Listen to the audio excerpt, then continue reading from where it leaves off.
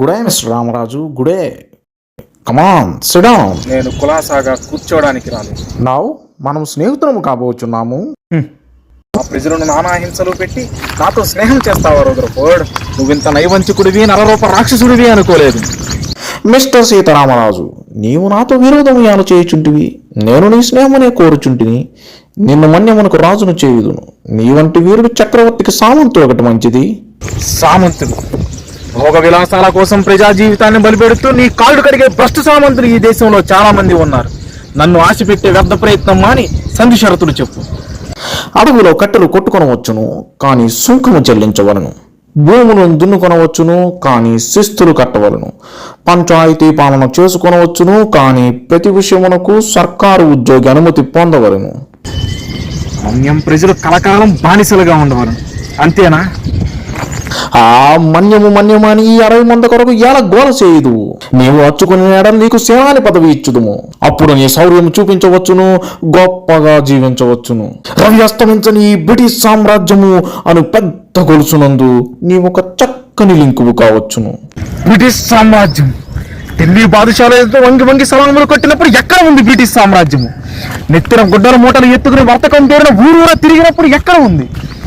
ఇట్టంగులు కట్టుకోవడానికి ఎంత చోటు చాలని మా చంద్రగిరిరాజు దగ్గర జోలు పట్టి తిరుగు ఎత్తినప్పుడు ఎక్కడ ఉంది రుద్రఫోర్డ్ నీ బ్రిటిష్ సామ్రాజ్యము? శాబాష్ రామరాజు శాబాష్. నీ వంటి వీరుడు ఈ బానిస దేశమందు కాక మా దేశమునందే పుట్టి ఉండిన. రుద్రఫోర్డ్, పొరపాటును కూడా అలా ఊహించవద్దు. ఇది నా మాతృభూమి. ఎక్కడి మట్టి పవిత్రం, నీరు పవిత్రం, గాలి పవిత్రం, నదులు, కొండలు, సముద్రాలు పవిత్రం.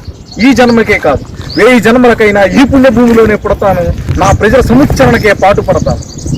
నీ దేశభక్తిని మెచ్చుకుంటుని రామరాజ్, కాని ప్రపంచమును ఎదురులేని సైనిక శక్తి, బ్రిటిష్ సైనిక శక్తిని నీవు ఎదురించజాలవు. స్వతంత్రము కొరకు చట్టబద్ధముగా ఆందోళన చేయవచ్చును. ఒకనాటికి చక్రవర్తి మీకు స్వరాజ్యం ఇవ్వవచ్చును.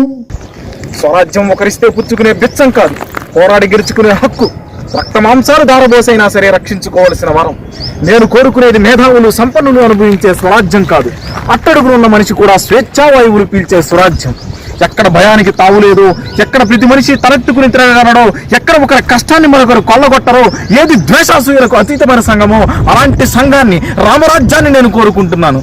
దానిని నీ చట్టం సాధించని రుద్రఫోర్డ్. రామరాజ్, ఆశకు లొంగవు, చట్టమునకు తల ఒగ్గవు. మండితనముతో నా ఓర్పును పరీక్ష చేయుచుంటివి.